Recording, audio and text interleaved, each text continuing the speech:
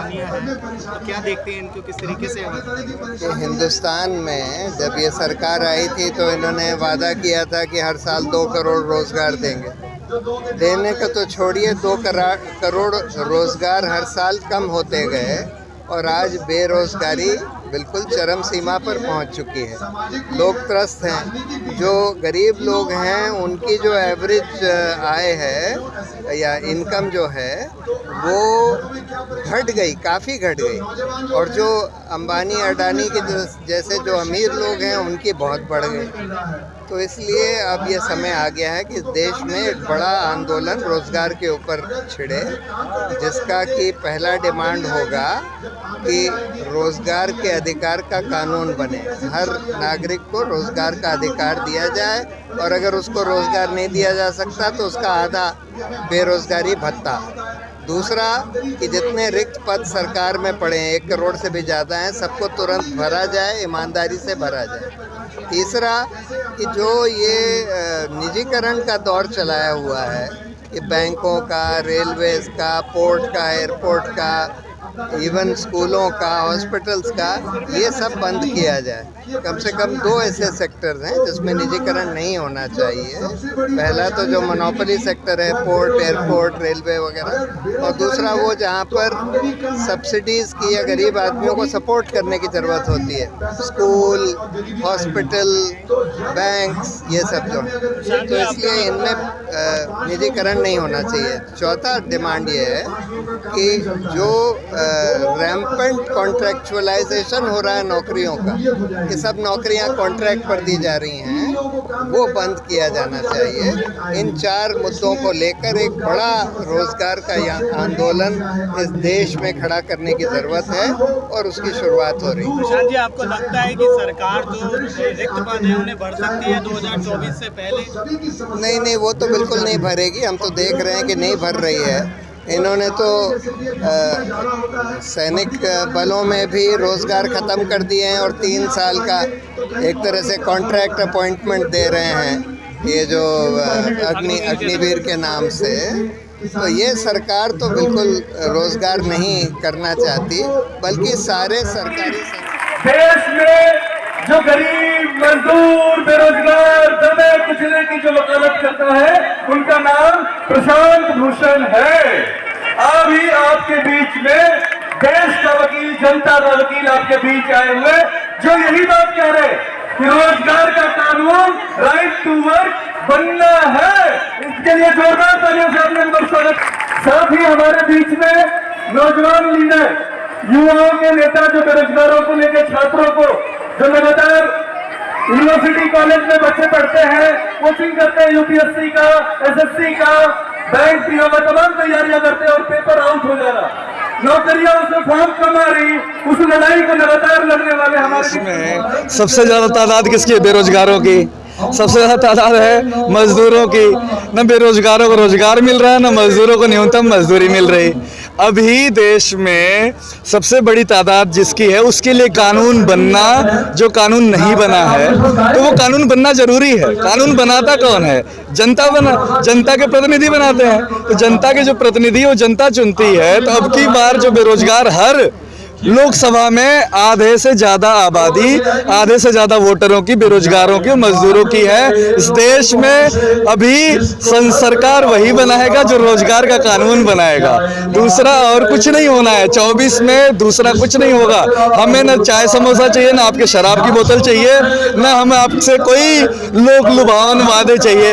हमें सिर्फ और सिर्फ रोजगार कानून चाहिए, क्योंकि आप बदलते रहते, चेहरे बदलते रहते हैं, और हम वहीं के वही हैं। तो अभी यही कह रहे हैं कि हमारे पास काम दो, हमारे हाथ में पैसा आएगा, हम अपनी बिजली का बिल दे लेंगे, हम पानी खरीद लेंगे। आप हमें भिखारी मत बनाइए, हमें काम दो, हमारे बच्चों को काम दो। अभी हमें काम वायदों से, अब हम वादे भी नहीं चाहते, किसी भी सरकार से भाषण और आश्वासन नहीं चाहते। हम रोजगार का कानून चाहते हैं, एकदम साफ रोजगार का कानून।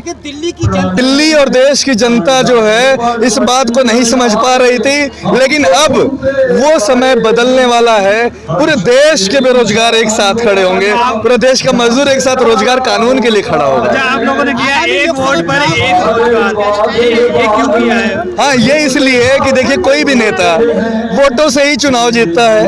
अगर वो नेता हमारा वोट लेना चाहता है तो उसे रोजगार कानून बनाना होगा, नहीं तो अगर वो घर के लिए अब काम करना चाहता है तो घर का वोट ले, अपने घर के 10 सदस्य हैं उन्हीं के लिए काम कर रहा तो उन्हीं का वोट ले। अगर वो हमारा वोट लेना चाहता है तो हमारे लिए रोजगार का कानून चाहिए।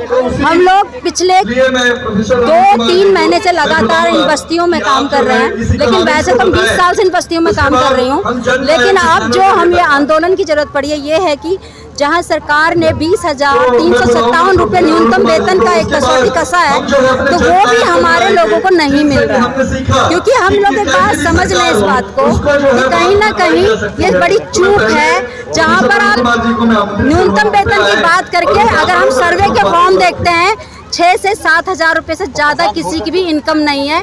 फैमिली में एक व्यक्ति कमा रहा है, हम 10 व्यक्ति खाने वाले हैं, तो बहुत साफ है कि हम इस आंदोलन की आज बहुत ज़रूरत है। ये आंदोलन पूरे नहीं करते, पूरे करने की क्या सोचती भी नहीं है पूरे करने के लिए।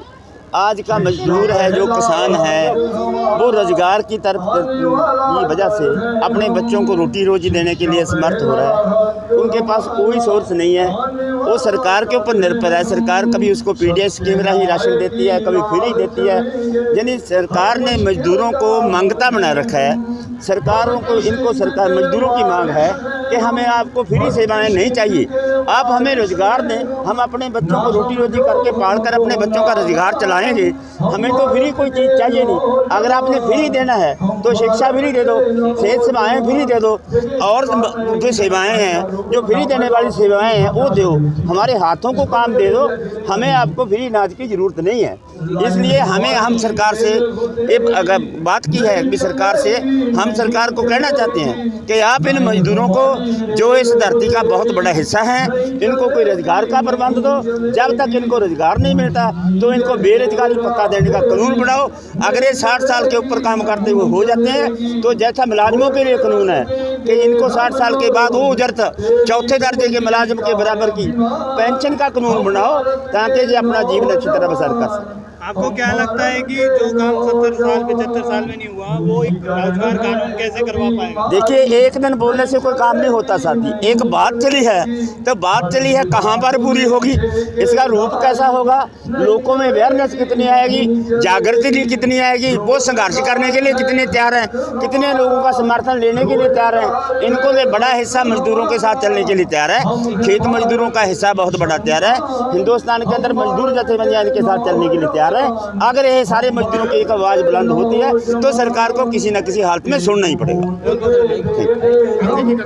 सर, आज जो जनसंसद बुलाई गई है, क्या मकसद है, क्या कहना चाहेंगे? देखिए, आप आज जो देश की हालात है पिछले कुछ सालों से हम एक बात महसूस कर रहे हैं कि गरीब और अमीर के अंदर एक डिफरेंस लगातार बढ़ता जा रहा है, और ये कुछ सरकार की ऐसी नीतियां हैं जिसकी वजह से अमीर लगातार अमीर होता जा रहा है और गरीब लगातार गरीब होता जा रहा है। आज इस संसद की वजह जन संसद के द्वारा हमने ये अपील की है कि हर व्यक्ति को, एक परिवार को एम्प्लॉयमेंट का हक होना चाहिए। जिस तरीके से राइट टू फूड दिया गया है, जिस तरीके से राइट टू एजुकेशन दिया गया है, उसी तर्ज पर अगर इस देश को सोने की चिड़िया दोबारा से बनाना है तो हर परिवार को मजबूत करना पड़ेगा, और उसके लिए बहुत ज़रूरी है कि हर परिवार को एक एम्प्लॉयमेंट दिया जाए। तो आज इस समय में बहुत सख्त ज़रूरत है कि राइट टू एम्प्लॉयमेंट की हम मांग उठाएं। आज भलसवा से ये चिंगारी शुरू हुई है, मुझे पूरा विश्वास है कि ये देश में एक नया उजाला लेकर आएगी, और कहीं ना कहीं हम अपने देश को जो सोने की चिड़िया देखना चाहते थे उसके लिए यही एकमात्र रास्ता बचता है। सरकार को क्या संदेश देने? सरकार को संदेश स्पष्ट है, वो जो कुंभकर्णी नींद में सोए हुए हैं उनको जागना पड़ेगा।